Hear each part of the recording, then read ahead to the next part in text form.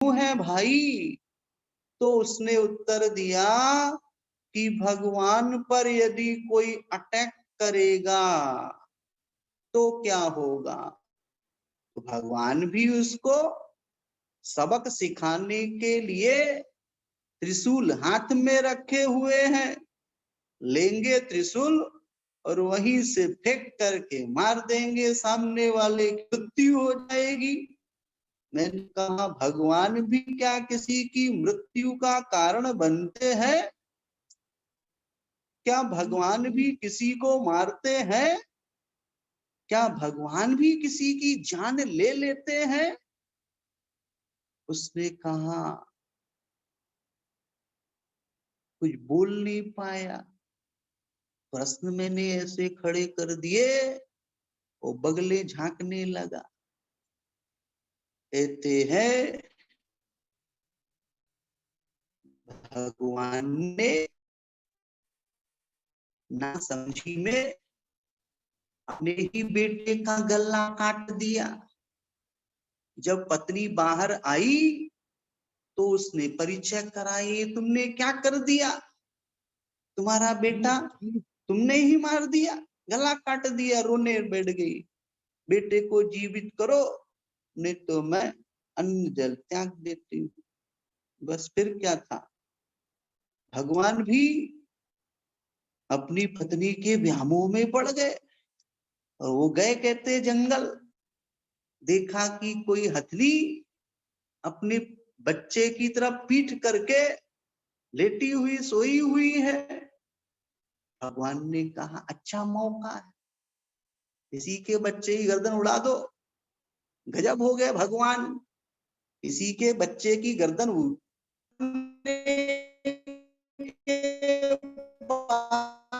भी भगवान, के बाद भी भगवान, के बाद भी भगवान। जब है लोगों की ऐसी परिणति है, कहा क्या कर रहे, इनको स्वयं को होश नहीं है।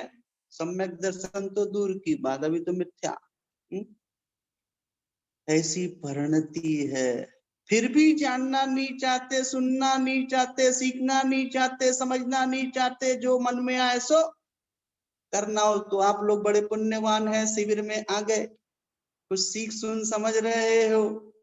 अब पता नहीं कितना सुन रहे, कितना सीख रहे, कितना समझ रहे, आप जानो। क्योंकि मेरा आपका तो संपर्क है नहीं, हम बोल दिए, आपका मुंह बंद है, वहां से आप कैसे बोलोगे? आपको पता ही नहीं आप क्या बोलने का हमारा है, सिर्फ आप तो सुनते रहो। अब सुन करके आप कितना इंप्लीमेंट कर रहे, कितना ग्रहण कर रहे, कितना आगे बढ़ रहे, कि आपके अपने स्वयं की उपादान पर आधारित है।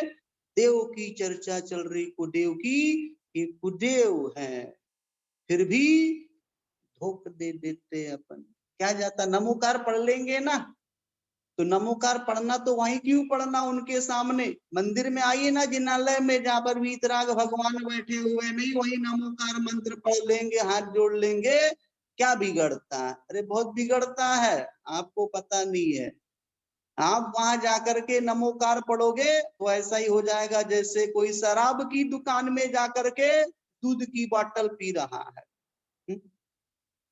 शराब की दुकान क्या है, वो आल है, जिनालय, वो मदिराल, वो अनायतन। नमोकार पढ़ना दूध की तरह है, आपको दूध ही पीना है, नमोकार ही पढ़ना है। आयतन में पढ़िए ना अपने, जहां पर डेयरी है, दूध की डेयरी में लोग, भैया है तो दूध पी रहा। शराब की दुकान में खड़े होकर के दूध की बोतल पियो तो लोग क्या बोलेंगे, भैया कोई शराब भी आजकल सफेद रंग की आ गई है, आज कई प्रकार के जमाने बदल गए, तो यही बोलेगा शराब पी रहा है सामने वाला। गए हैं, खड़े हैं, अनायतन को मान रहा है, अनुमोदना कर रहा है, कायिक चेष्टा काय वहां खड़ी हुई है। ऐसे बहुत से विकल्प आते हैं। धन्य वो रेवती रानी, पढ़िए समंत भद्र जी महाराज को, उन्होंने अमूढ़ दृष्टि अंग में प्रसिद्ध महिला के लिए वास्तव में अपने अंग का पालन करती, सम्यक दृष्टि थी। गुरुओं ने आशीर्वाद भेजा वहां से, आशीर्वाद कह देना। दूर से आशीर्वाद भेजा। क्यों भेजा? वो जानते थे वहीं वे दूसरे महाराज भव्य भव्य सेन वहीं पर ही थे। भव्य सेन के लिए कोई आशीर्वाद, कोई समाचार, कोई लेन, कोई देन नहीं। चुल्लक जी 3 बार कह रहे महाराज जी वहां और कुछ और कुछ और कुछ और कुछ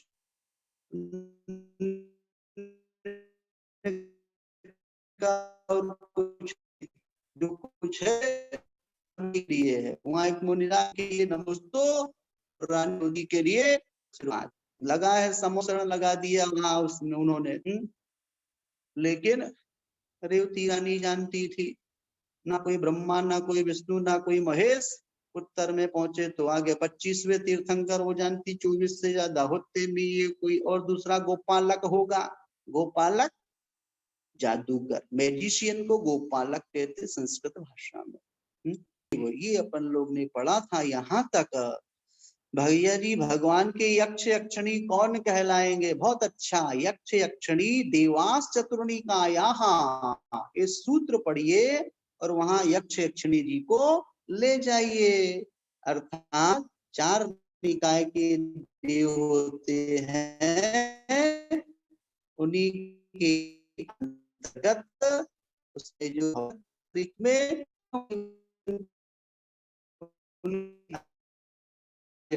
होते हैं मानना। लेकिन यक्षिणी की पूजा होती हमारे यहाँ पर, हमारे यहाँ सरागियों की पूजा नहीं होती। जो कपड़े पहनते हैं उनको पूजा नहीं जाता, यथोचित सम्मान उनको दिया जाता है, न कि उनको अर्घ समर्पित किया जाता। ध्यान रखना।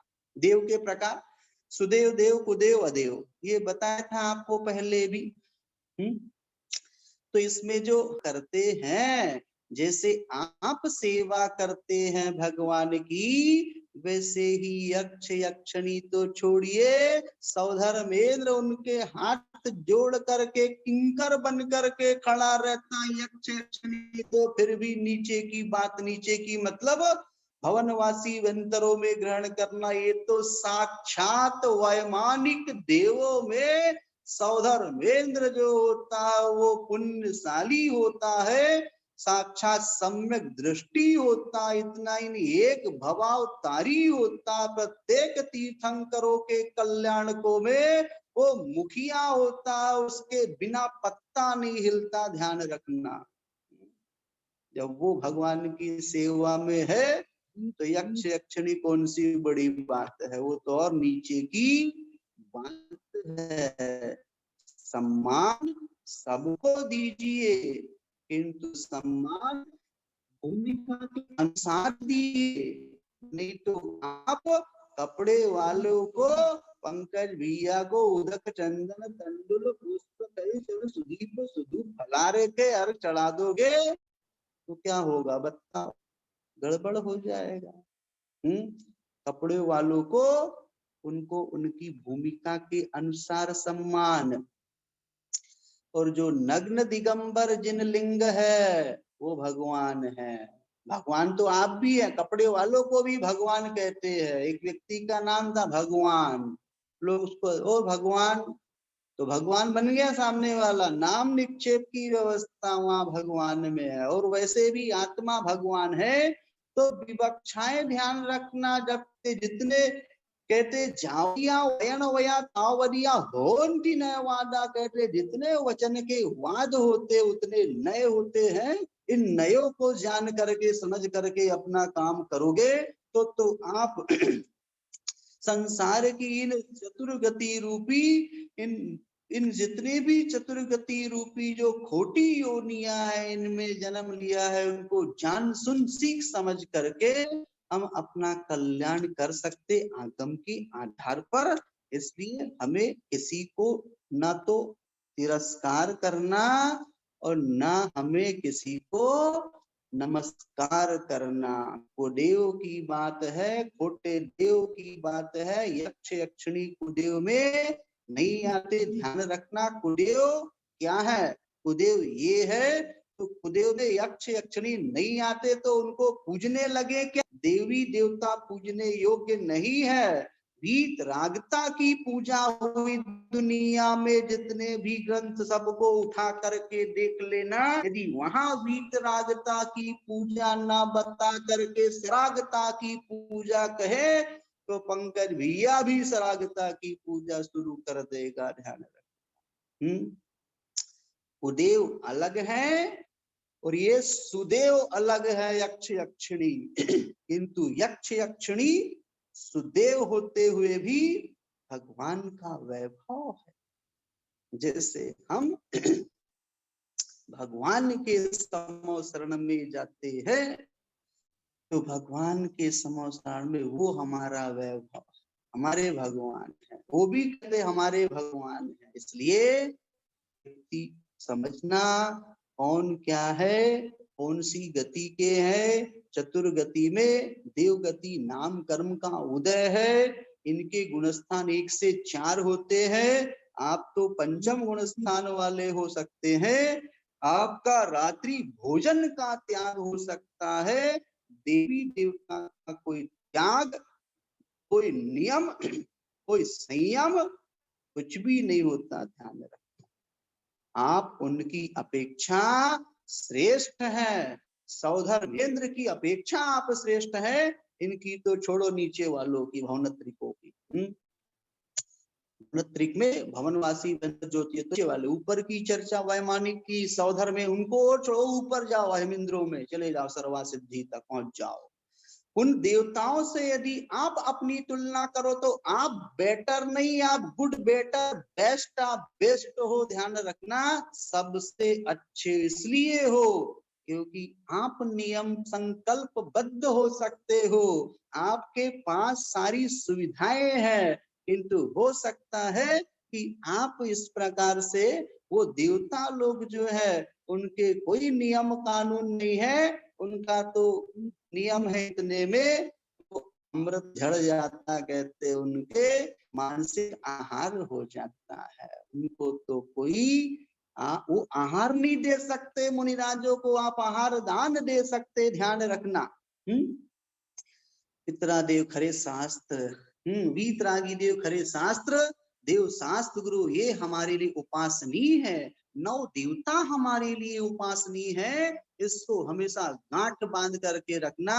लेकिन यदि कहीं हमारे लिए इस प्रकार की बात आए तो वहां माध्यस्थ हो जाना, ना हमको किसी का तिरस्कार, ना हमें इस प्रकार का कोई नमस्कार। हम भैया माध्यस्थ भाव रखते हैं, हमें किसी को बुरा नहीं कहना और अपने आप को बड़ा नहीं बताना। हमारी औकात हम अपने तक ही रखे, जिसको सामर्थ्य कहते हैं, इसको हमेशा ध्यान रखना।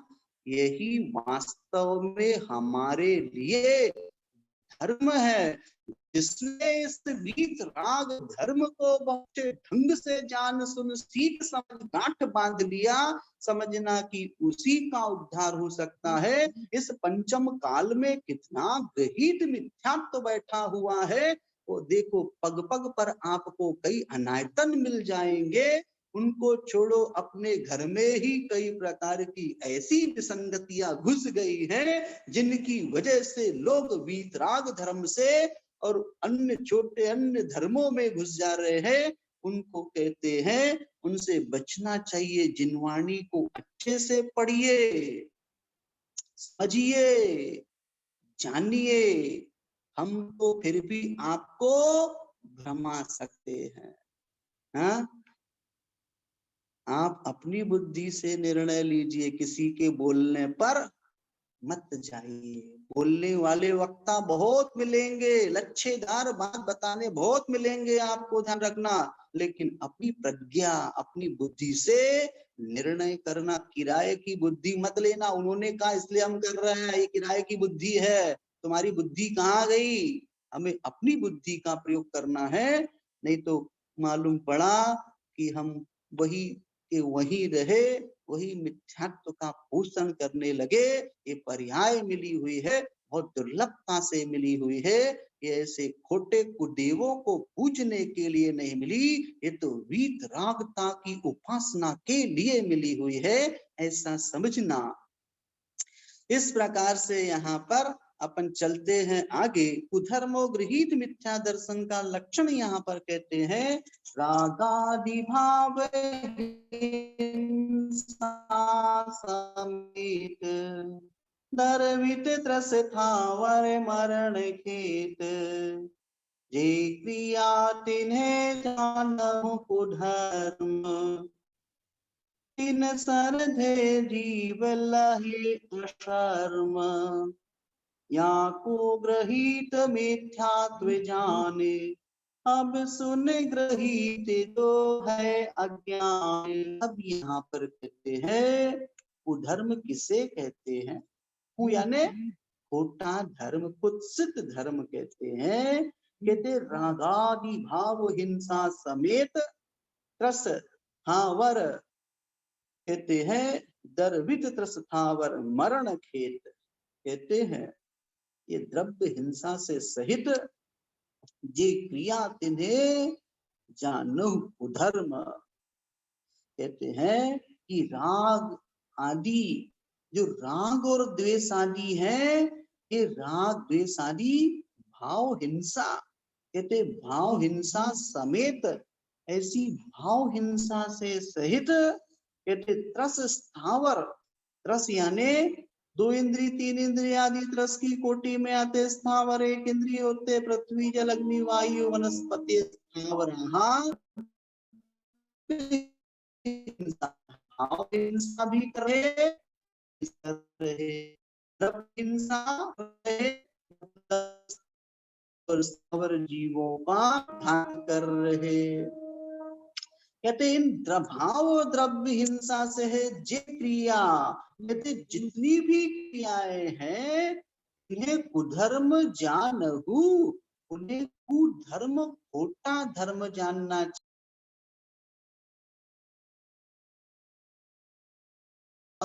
यानी उसका विपरीत दुख होता है जब इसका श्रद्धान करता मिथ्या धर्म का, तो दुख पाता है। या कहते इस कुगुरु कुदेव और कुधर्म के श्रद्धान को गृहीत मिथ्यात्व जान, यही गृहीत मिथ्यात्व है।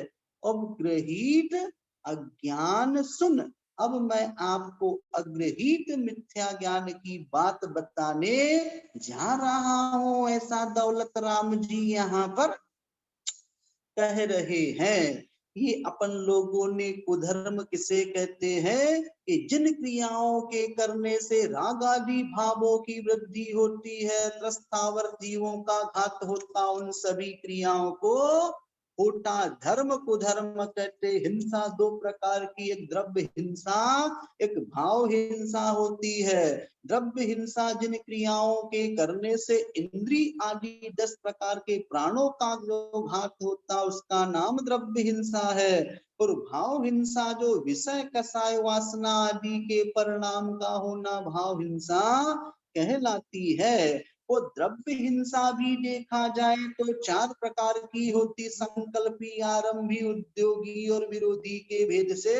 मैं इसको मारू, इस प्रकार का जो संकल्प करता है, कहते हैं तो संकल्पी हिंसा की कोटि में आता है। भोजन बनाना, झाड़ू लगाना, घर आदि के आरंभ के जो कार्य किए जाते वो आरंभी हिंसा के अंतर्गत आते हैं। धन आदि की उत्पत्ति के लिए व्यापार आदि से जो प्राणियों का घात होता, उसका नाम उद्योगी हिंसा है। और जो शत्रु आदि के आने पर हम अपना बचाव करते, विरोध करते हैं, इसलिए उसका नाम विरोधी हिंसा हुआ करती है। गृहस्थ श्रावक जो होता है वो यथा संभव संकल्पी हिंसा का तो वो पूर्ण रूपेण त्यागी होता है। किंतु वायरस बैक्टीरिया किस कोटि में आते हैं? वायरस के विषय में अब खोजें चल रही है। अब उसके विषय में यदि अपन देखें एक केंद्रीय की अपेक्षा से, तो एक केंद्रीय है वायरस, जिसको अपन कहते हैं ऐसा जीवाणु जो इस प्रकार से हो सकता है हमारे लिए, अथवा उसके विषय में और एक दो आलेख वगैरह भी, आर्टिकल भी आए थे, जिसमें थ्रस के विषय में भी कहा इसलिए अभी पूरी तरह से हम निर्णयात्मक आपको नहीं कह सकते। माइक्रोस्कोप में दिखता है इसलिए त्रस है। बहुत अच्छा। अब दिखता त्रस की है, त्रस की कोटि में आता है। आप लोगों ने देखा कोरोना वायरस। अब वायरस 2 इंद्रिय, इस प्रकार से हमारे ज्ञान का विषय नहीं, और भी आप इस पर होने वाले जितने अनुसंधान हैं उन अनुसंधान कर्ताओं के माध्यम से इसको और जान सुन सीख समझ सकते हो। गृहस्थ संकल्पी हिंसा का त्यागी होता है, वो यथा संभव आरंभी आदि कहते हैं।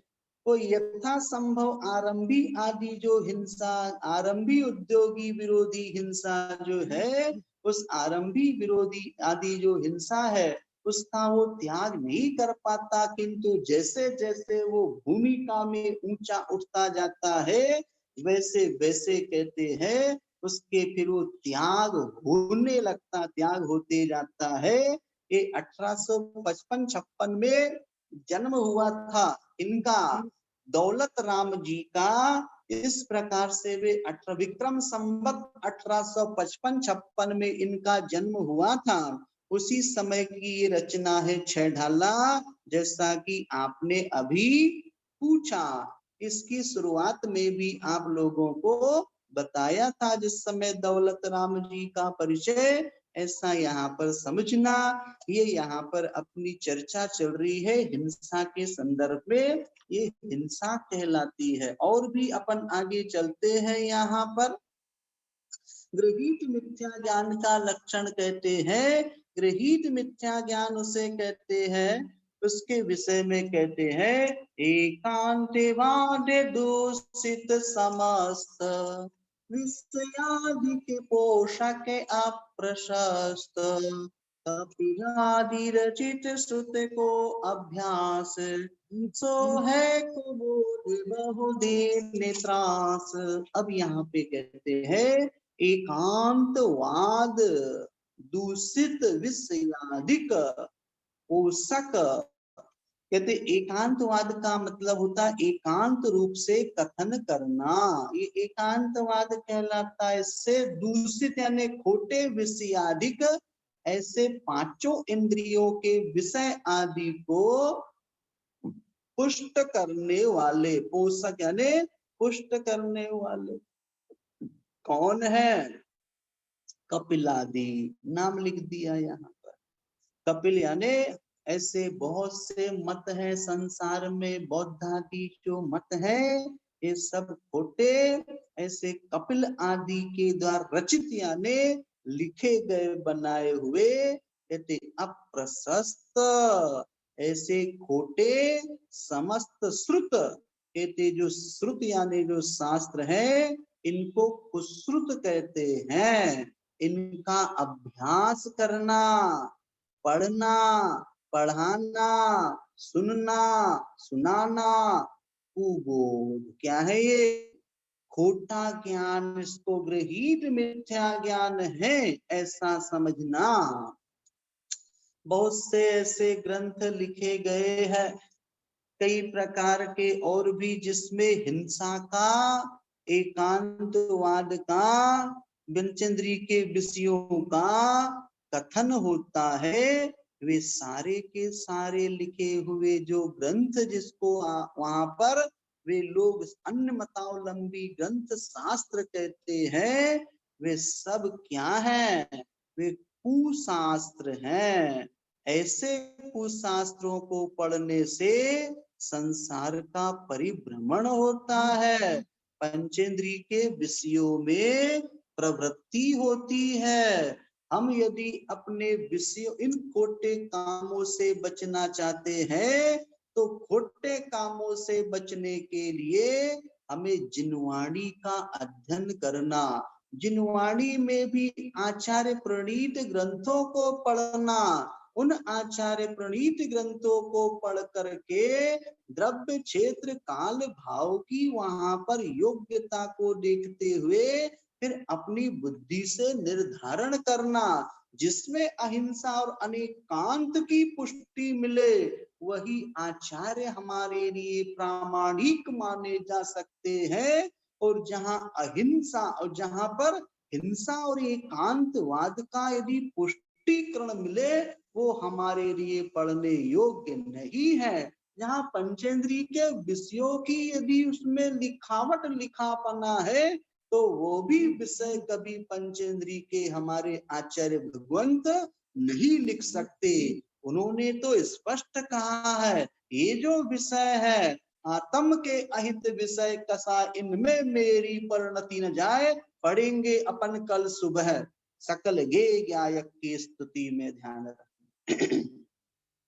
वो आत्मा के अहित करने वाले विषय है पंचेंद्रिय के विषय और कसाय, और उसी का यदि लेखन यदि शास्त्र में लिखे रहेंगे विषय कसाय तो वो तो अनादिकाल से हम विषय कसाय करते आ रहे हैं। संसार बढ़ रहा है, अब इन विषय कसायों को जब छोड़ेंगे तभी तो भगवत पद को प्राप्त करेंगे। ये यहाँ पर छेड़ाला कौन सी सेंचुरी में लिखा गया है? ये विक्रम संवत 1855-56, अभी विक्रम संवत क्या है संभवतः 2000 कुछ चल रहा, देख लेना, उससे हिसाब मिला लेना। ये चर्चा अपनी चल रही है यहाँ पर कि इस प्रकार से ऐसे खोटे शास्त्रों को हमें यहाँ पर पढ़ने का निषेध है।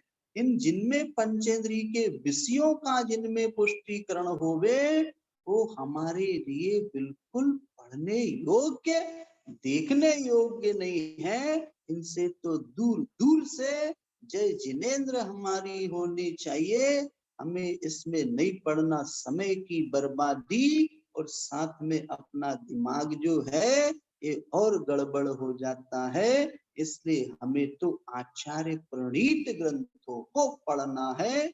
हमको उसको पढ़ करके अपनी विषय और कसायों को कम करना का नाम स्वाध्याय। जिसमें विषय और कसायों का पुष्टिकरण होवे वो कैसे शास्त्र हो सकते हैं? वो हमारे लिए निषिद्ध है। एक खोटे शास्त्र जिसमें एकांत का कथन है, अश्लील नाटक जिसमें होते दिखाए जाते हैं, नाटक आदि की चर्चा होती है, चोर कथाओं की चर्चा होती है, खोटी कथाओं की चर्चा आदि और भी नाना प्रकार के जिसमें ऐसे प्रसंग होते हैं वो शास्त्र नहीं होते। ध्यान रखना, हिंसा को धर्म बताते हैं जो शास्त्र, वो शास्त्र नहीं हो सकता। वो कहते हैं कि हिंसा करना ही धर्म है, वो कैसे धर्म हो सकता है?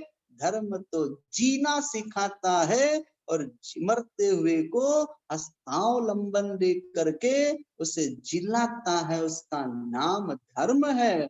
और जो साक्षात किसी बकरे की बलि चढ़ा दे किसी मंदिर में, किसी मुर्गे को वहां पर हलाल कर देवे किसी देवी के स्थान पर और उसको वो धर्म माने, तो भैया जैसे हमारी जान है वैसे उसकी भी एक जान है। जैसे हम एक जीव संगी पंचेंद्री है, मनुष्य गति मनुष्य आयु नाम कर्म का उदय चल रहा, उसके भी तिरंच गति तिरंच आयु नाम कर्म का उदय है। ये ध्यान रखना। इसलिए इस प्रकार का जो कार्य है ये कार्य हमारे लिए बिल्कुल भी उसको हम धर्म नहीं कह सकते। अहिंसा को धर्म कहा है ऐसा यहाँ पर समझना। जो संदेह से सहित होते ऐसे राग द्वेष बढ़ाने वाले शास्त्रों को खोटा शास्त्र कहते हैं। उसको कभी अपने घर में आश्रय मत देना। आप मनोरंजन कर लेते हैं तो मनोरंजन करने के लिए और भी दूसरे ग्रंथ है अपने आचार्य प्रणीत, ध्यान रखना। हमारे यहाँ मनोरंजन करने के लिए ग्रंथों में बड़ा मनोरंजन है। हाँ, आपको ये नहीं पता उसमें भी कई कथाएं ऐसी है जिससे अपना मन लग जाता। पद्म पुराण पढ़ो, एक सी एक नीतियां आपको मिलेगी पढ़ने सुनने के लिए जो आपके जीवन को परिमार्जित करेगी। ध्यान रखना, पग पग पर हम कहाँ गलत जाते हैं, वो नीतियां कान पकड़ती है, ऐसा नहीं ऐसा चलना है। इस प्रकार से हमें ध्यान रखना कि ये हमें करना, नीतियों को पढ़िए, वो नीति मनोरंजन है आपके लिए।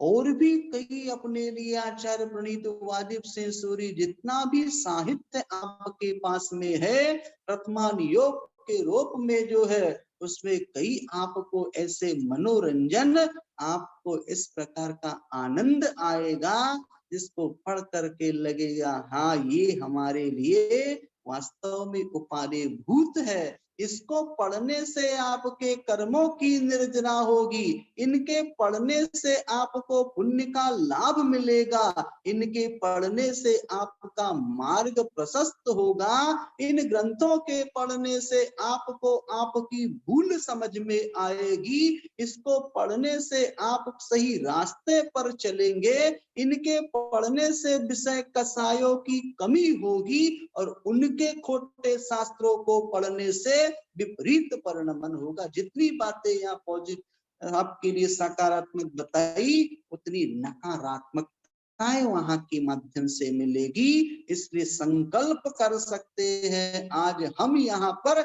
इस गृहीत मिथ्या ज्ञान के संदर्भ को पढ़ते हुए कि आज के बाद हम अपने घर में ऐसा खोटा साहित्य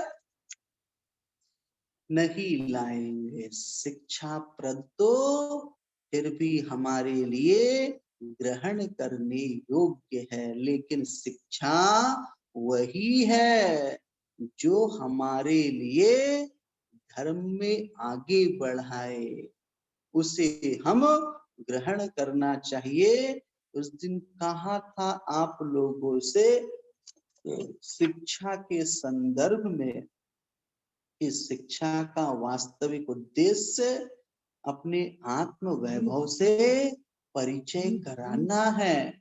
इसको यदि हम ध्यान रखते हैं तो वो शिक्षा हमारे लिए कार्यकारी है। अन्यथा ऐसी शिक्षा, बहुत अच्छा आप लोग कह रहे हम नियम लेते, पहले भी आप लोगों का नियम था, हाँ पहले भी पढ़ चुके हैं अपन लोग इसको 6 ढालना को, सो आप लोगों ने उस समय ऐसा मानस बनाया था। जो नए लोग हैं वे लोग भी इस प्रकार से अपना संकल्प ले सकते। चलते हैं हम आगे। इस प्रकार गृहीत मिथ्या ज्ञान जो है, ऐसे खोटे शास्त्रों का अध्ययन करने से प्राप्त ज्ञान को गृहीत मिथ्या ज्ञान कहते हैं। ऐसा समझ, एकांतवाद का मतलब होता है कि अनेक धर्मों की अपेक्षा न करके वस्तु का एक रूप से ही कथन करने का नाम एकांतवाद। वस्तु नित्य ही है, बस यह वस्तु नित्य है, आपने बोल दिया अरे भैया वस्तु नित्य है, ये एकांतवाद हो गया। और वस्तु नित्यानित्य है, ये अनेकांत है। कथंचित वस्तु नित्य है और कथंचित वस्तु अनित्य है। ये जैन दर्शन अनेकांत की बात करता है, कहते द्रव्यार्थिक नय की अपेक्षा से वस्तु नित्य है और पर्यायार्थिक नय की अपेक्षा से वस्तु अनित्य है। इस प्रकार का जहाँ विवक्षा कथन होता है, सापेक्ष कथन होता है, वो सापेक्ष कथन हमारे जैन दर्शन में अनेकांत की कोटि में आता है। ऐसा यहाँ पर समझना। टीवी देखने से भी कई प्रकार की हानियां होती है, जिसमें ज्ञानावरण कर्म का बंध होता है, विषय भोगों में प्रवृत्ति बढ़ती है, धर्म ध्यान स्वाध्याय माला पूजन आदि करने का समय नहीं मिल पाता है, नेत्रों में कई प्रकार के रोग उत्पन्न हो जाते हैं। इसलिए ऐसे टीवी जैसे खोटे कार्य को भी करने से बचना चाहिए। भैया दिन भर पढ़ते पढ़ते जिनवाणी माला जाप पाठ करते करते थक जाते, इसलिए थोड़ा सा मुंगेरी लाल के हसीन सपने नाटक देख लेते हैं। कौन सा नाटक? मुंगेरी लाल के हसीन सपने।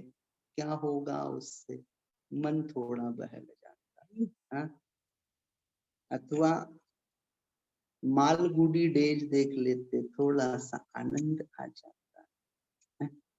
या बुनियाद देख ली आपने, और भी पुराने रामायण देख ली, या जिनवाणी पढ़ लो, पद्म पुराण रामायण, पूरी आपको समझ में आ गई।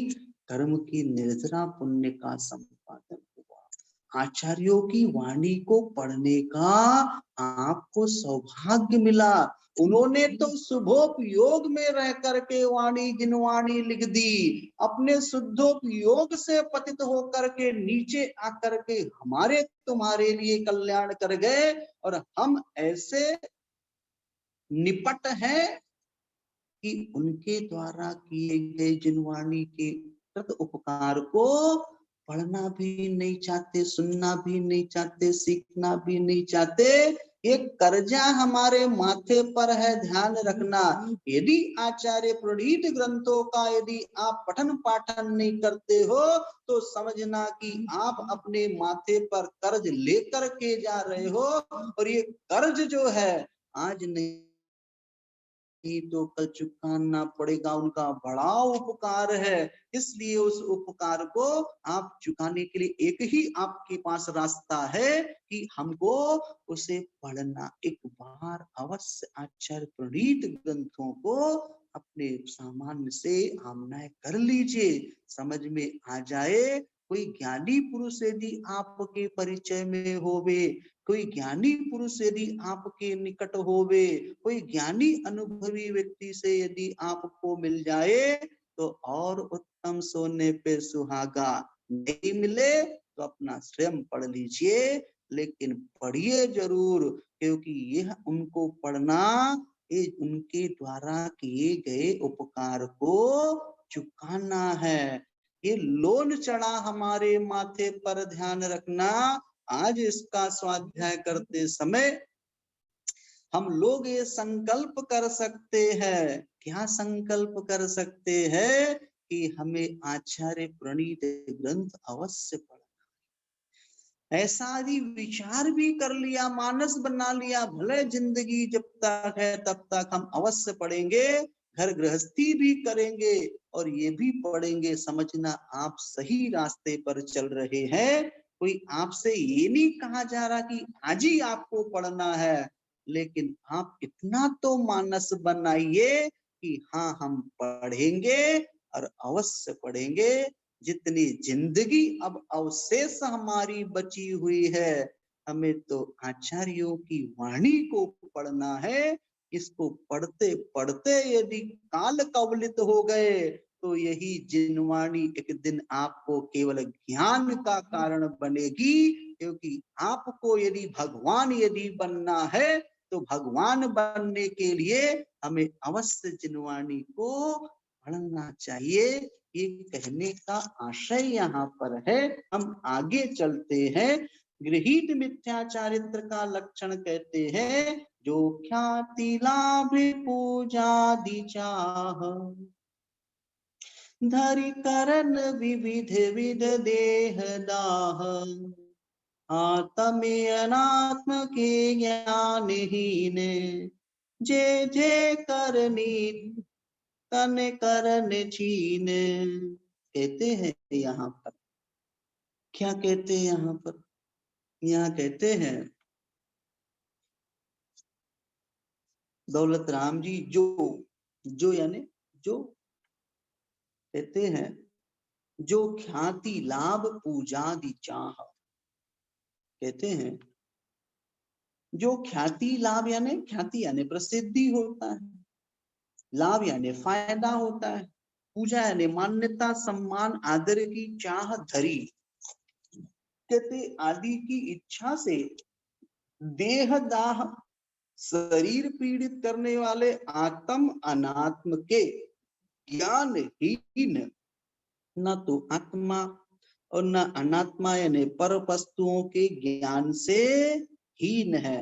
न वो अपनी आत्मा को जानता है, न पर पदार्थ पर वस्तुओं को जानता है, उसके ज्ञान से हीन है। और तन छीन करण, कहते अपने शरीर को छीन यानी कमजोर करता है। ऐसे करने वाले विविध विध कहते कई प्रकार के करनी अर्थात कार्य है, वे सब मिथ्या चारित्र, इनको मिथ्या चारित्र कहते हैं। शरीर और आत्मा का भेद विज्ञान कहते हैं, शरीर और आत्मा का भेद विज्ञान न होने पर लोक में यश धन दौलत आदर सत्कार आदि की चाह से ये मान आदि कसाय के वशीभूत होकर शरीर को छीण करने की चाह जिनके अंदर होती है, और शरीर को छीण करने वाले ऐसे आडंबर से युक्त होते भस्म लगा लेते हैं। लोग समझेंगे बहुत बड़े भगवान कोई महाराज आ गए हैं। जटा जूट बढ़ा लेते हैं, पंचाग्नि तप को तपते आदि कार्य करते हैं ताकि लोग उनको प्रसिद्धि, उनकी प्रसिद्धि ख्याति बढ़ जाए, लाभ मिल जाए, उनका मान सम्मान बढ़े। ना आत्मा को जानते ना पर द्रव्य को जानते हैं, अपने शरीर को छीण करते हुए बैठे हुए हैं। इस प्रकार की जो कार्य क्रिया की जा रही है ये मिथ्या चारित्र की कोटि में आता है, ऐसा यहाँ पर समझना। सम्यक चारित्र की एक अलग विधा होती है। सम्यक चारित्र जो कहलाता है, यदि छोटा सा भी उपवास एकासन भी कर ले तो भी वो सम्यक चारित्र उसके कर्म निर्जरा का साधन बनता है, साथ से पुण्य का साधन बनता है। वो जानता है कि आत्मा क्या और आत्मा से इतर पर वस्तु क्या है, ऐसी उनकी परिणति होती है। इसलिए ख्याति लाभ पूजा की चाह से रहित जो होता है, जो महाव्रतादि मुनि व्रतों को पालन करते हैं, उन क्रियाओं में वे की परिपालना ज्ञान पूर्वक किया करते हैं, वो सम्यक चारित्र की कोटि में आता है। ऐसा सम्यक चारित्र संसार के उच्छेद का कारण होता है। नग्न दिगंबर मुनिराज, लोग कहते भैया जैन धर्म का इतना प्रचार प्रसार क्यों नहीं हुआ, आप अपने धर्म की इतनी लंबी चौड़ी बात करते जैन धर्म की, हमारा धर्म ऐसा है ऐसा है ऐसा है, फिर ये दुनिया में क्यों नहीं फैला, एक छोटे से टापू में क्यों रह गया। तो हमारे आचार्य भगवंत कहते हैं कि हमें ख्याति लाभ प्रसिद्धि की चाह नहीं है, ये जो धर्म है ये धर्म बाहर की बात नहीं करता, ये अंदर की बात करता। किसकी बात करता है, अंदर की। ये धर्म बाहर से अंदर की ओर आता है। यहाँ प्रचार प्रसार नहीं करना पड़ता, यहाँ तो किए हुए प्रचार प्रसार को समेटना पड़ता। इसलिए यह धर्म प्रचार प्रसार का धर्म नहीं है, ये आत्मिक धर्म है। कौन सा धर्म है, ये अंदर को लब्ध करने वाला यह धर्म है, ऐसा यहाँ पर समझना। इसलिए इसकी प्रसिद्धि की तो हम बात ही नहीं करते, जिसने इसको उपलब्ध किया है वो एक दिन सिद्ध हो जाता, वही प्रसिद्ध है। ये बाहर की प्रसिद्धि कोई काम की नहीं, अंदर की सिद्धि ही वास्तव में हमारे लिए कार्यकारी होती है, ऐसा यहाँ पर समझना। जे जे करनी तन करण छीन, यहाँ पर कहते हैं जे जे मतलब कहते जितनी जो भी जो है, कहते जे जे करनी जितनी भी करने योग्य जितनी भी क्रियाएं हैं, अर्थात शरीर को छीन करने के जितने भी कार्य हैं, पंचाग्नि तप तपने वाले ऐसे होते हैं कि चारों ओर अग्नि जला देते हैं। बीच में एक पैर पर खड़ा है साधु, जटा जूट भस्म लगा करके, ऊपर से सूर्य तप रहा है और साथ में झाड़ के झाड़ पर उल्टा खड़ा, उल्टा लटक गया है, नीचे अग्नि जला दी है, पंचाग्नि तप कर रहा, महीनों से भूखा खा नहीं रहा है, शरीर छीन कर रहा है। ना उसको आत्मा की खबर ना पर की खबर है, बस लोक प्रसिद्धि की चाह में वो इस प्रकार से कार्य कर रहा है। ये सब क्या है? ये सब मिथ्या चारित्र की कोटि में आता है। जे जे अर्थात जो जो करनी है, ये सब करने योग्य तन कर्ण छीन, अर्थात ये शरीर को छीन करने योग्य कार्य है। इस प्रकार मिथ्या चारित्र की बात कही। अब मिथ्या चारित्र और संसार के त्याग का उपदेश इस 15वें नंबर के छंद में कहते दौलत राम जी। ये अपनी दूसरी ढाल के बाद कल से हम तीसरी ढाल का स्वाध्याय शुरू करेंगे। दूसरी ढाल आज यहाँ हमारी समापन की ओर है। 15 छंद इसमें है, ऐसा यहाँ पर समझना। आप लोगों के लिए एक और आपके लिए काम दिया जा रहा है। पर्यावरण दिवस 5 जून को पर्यावरण दिवस संपूर्ण विश्व में मनाया जाएगा, जिसके तहत अपन लोग भी आचार्य भगवंत गुरुवर श्री विद्यासागर जी महामुनिराज की पूजन करेंगे।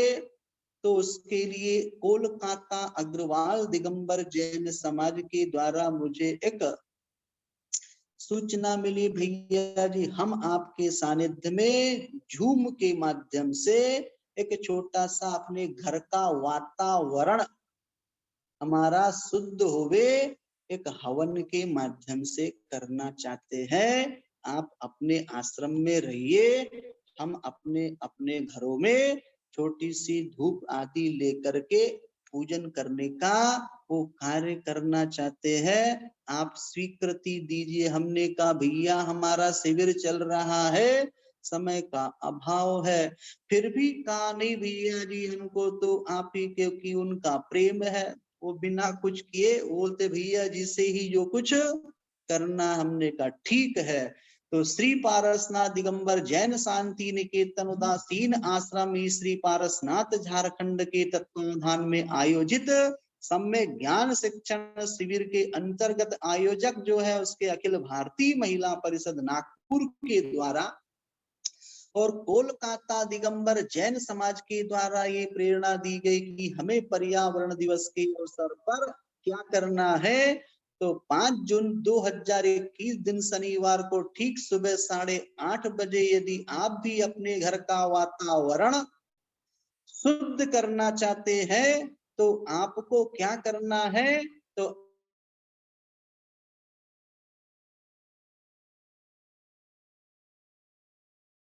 आप भी 8:30 बजे ऑनलाइन इस प्रकार से की लाभ मिलेगा। हम आचार्य भगवंत की पूजा करेंगे।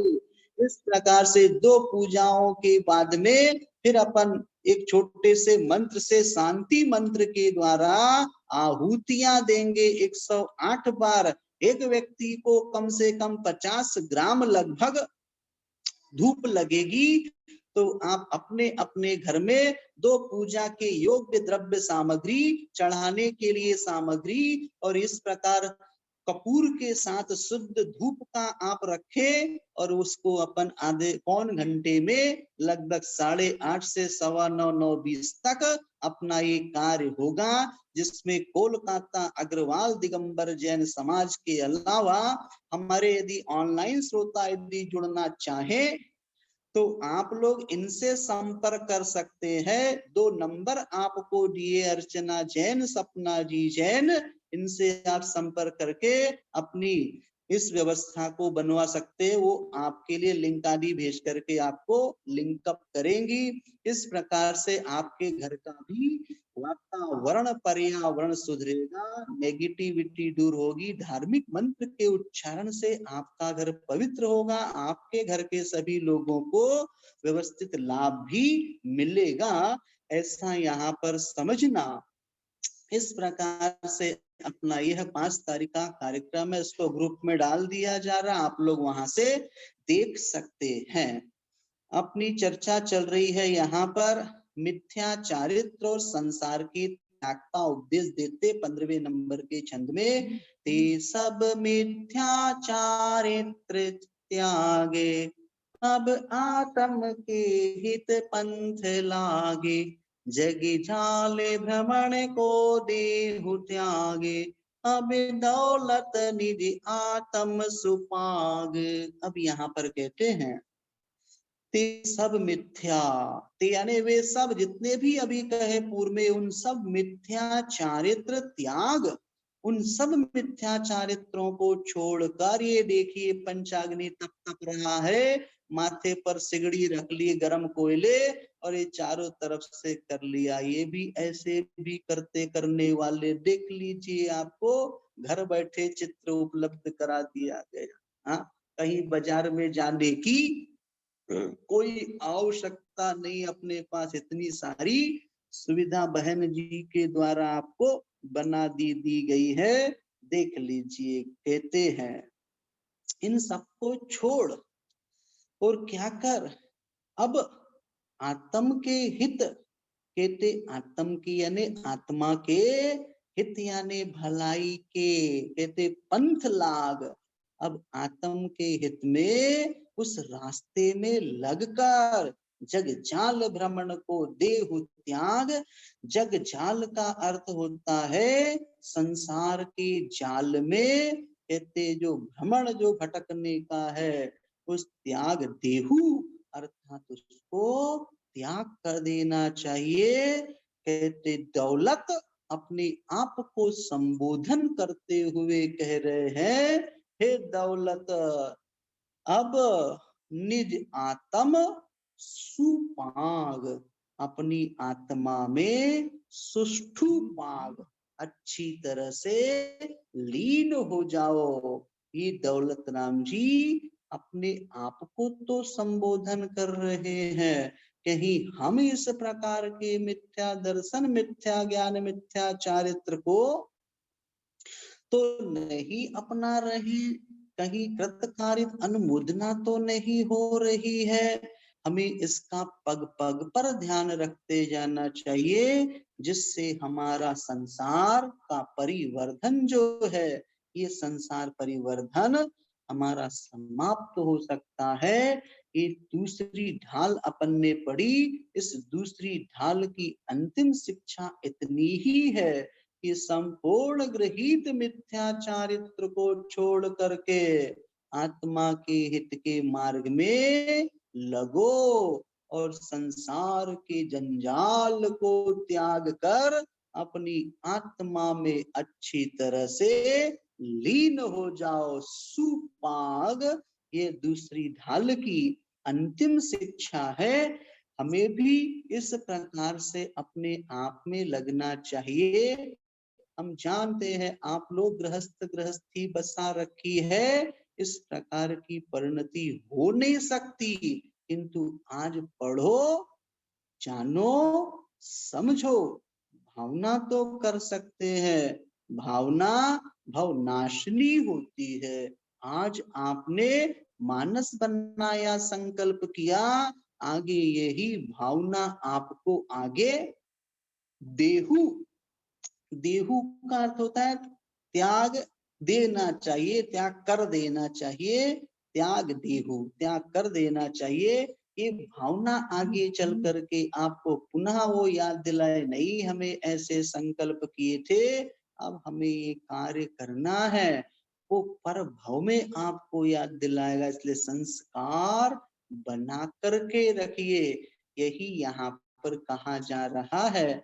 अपना समय भी हो रहा आप लोगों के लिए, इस प्रकार से यहाँ पर एक दूसरी ढाल अपनी यहाँ समाप्त हुई।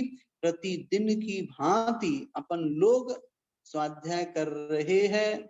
आप लोगों को 5 प्रश्न सुबह दोपहर शाम तीनों समय अशोक जी बज बेंगलुरु से आते हैं, और अटेंडेंस के लिए हमारे लिए Shrimati Sonu ji Kolkata chartered accountant, attendance भी आप बराबर लगाइए, क्योंकि इस अटेंडेंस के लिए भी आपको प्रोत्साहित कर रखा है। साथ में जो लोग शिविर के उपरांत आहार विज्ञान मंजूषा और साथ में आहार विज्ञान मंजूषा और आपके लिए देखा जाए तो जिन सहस्त्र नाम स्तोत्र का हमारा स्वाध्याय चलता है लगातार, अभी बीच में ब्रेकअप किया शिविर के निमित्त, इस नए विषयों को रखा, तो आप लोग चाहे तो इस क्लास से, कक्षा से जुड़ सकते हैं। यदि आपको कुछ जानने सीखने की इच्छा हो तो आहार विज्ञान मंजूषा सायंकालीन 8:30 से 9:30 बजे चलती है। ये नंबर पर आप संपर्क करें, आपको वे जोड़ देंगे। और सुबह जिन सहस्त्र नाम में भगवान के एक नाम का किस प्रकार से उसका अर्थ कैसे प्रभु भक्ति करें, ये भी स्वाध्याय चलता है। ये 3 नामों पर आप संपर्क करके उनसे जुड़ सकते हैं। नियमित स्वाध्याय प्रतिदिन होता है, ऐसा आप लोग समझे। आप लोगों को इस शिविर में जो आप लोग पढ़ रहे हैं, सीख रहे हैं, तो एक छोटा सा आर्टिकल निबंध आपको लिखना है शिविर की अनुभूति के रूप में। इन बिंदुओं को लेकर के शिविर से आपने क्या सीखा, क्या शिक्षा ली, भविष्य के लिए आपका क्या मंतव्य, इसको जानकर शिविर को पढ़ करके समझ करके बना।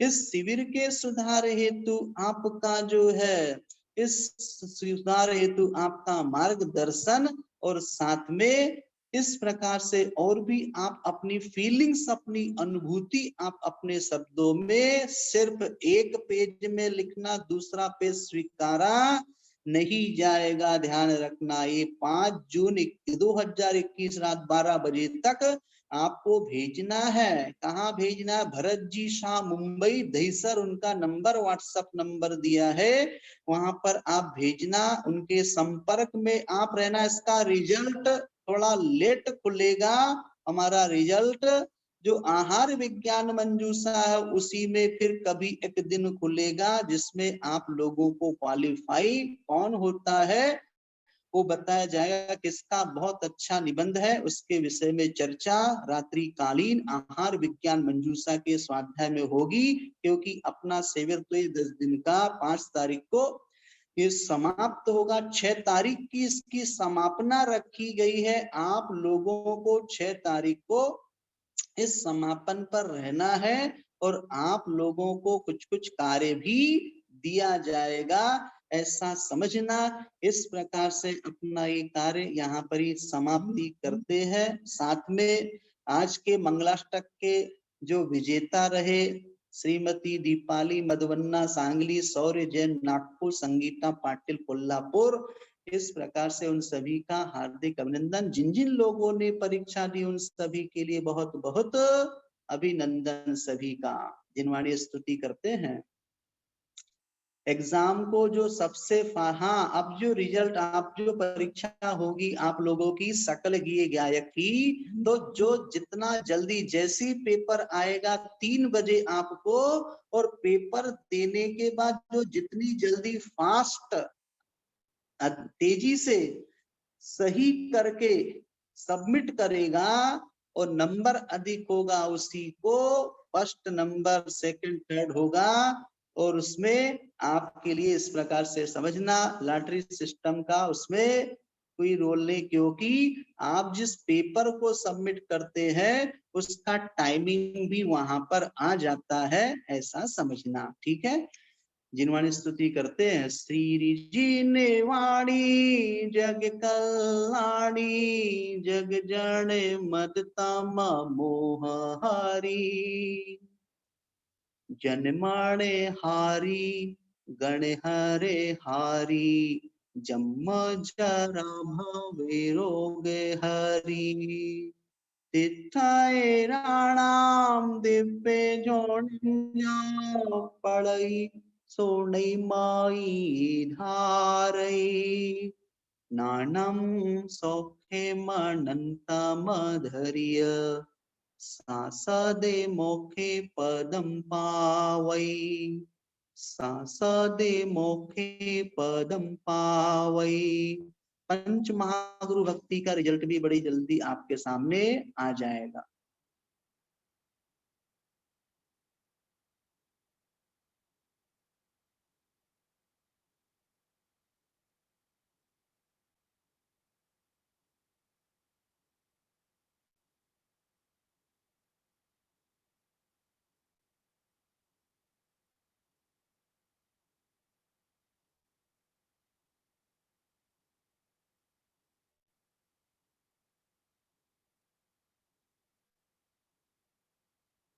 द्वादशांग जिनवाणी माता की जय। जो लोग जिन सहस्त्र नाम से जुड़ना चाहते हैं, जिन ग्रुप फुल हो गया ऐसा आप लोग का कहना है, आप उस नंबर पर संपर्क बना करके रखें, वो आपको जोड़ देंगे दूसरा नया ग्रुप बना करके। ठीक है, सभी को जय जिनेंद्र, शुभ रात्रि।